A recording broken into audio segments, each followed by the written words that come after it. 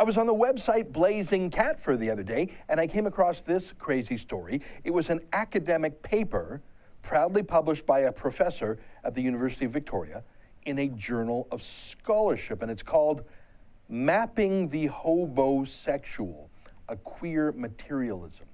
It's not a typo. They didn't mean homosexual. They said hobosexual. Here, let me read to you the first two sentences of this paper's abstract, which is a fancy way of saying the academic summary of it. Quote, "The following article introduces the hobosexual as a concept in queer materialism, mapped at the intersection of not-for-profit hobosex and labor practices historically. The hobosexual collapses the apparent impasse between the material and the symbolic, so prevalent in queer studies."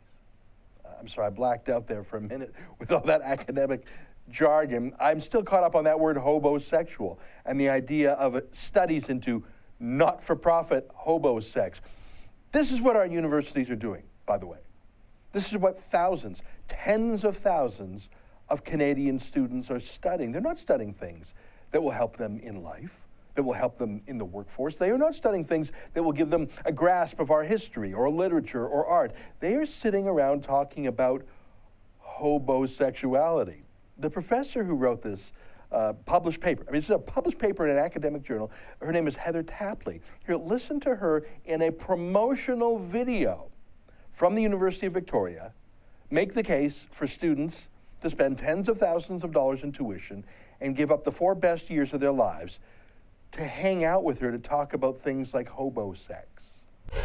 The courses I teach, not everybody gets to teach, right? I mean, basically the other day I was saying that everything that you know to be true will be dismantled in this class. And that may sound, sort of silly. There still are some things useful in the university. We do need engineers, we need doctors, accountants probably, and I'm almost done my list. The rest of it, it's just daycare for millennials who don't want to grow up, who want to live at home until they're 30, studying fake fields of scholarship, whose only real purpose is to become little political soldiers of political correctness or radical activism. Non-profit hobosexuality. Imagine getting a degree in that. Look, I'm not calling for a ban on anything, except a ban on forcing the rest of us to pay for this crap. For the Rebel.media, I'm Ezra Levant. Thanks for watching. Click here to never miss a Rebel update. Want even more of the Rebel? Well, click here to become a premium member.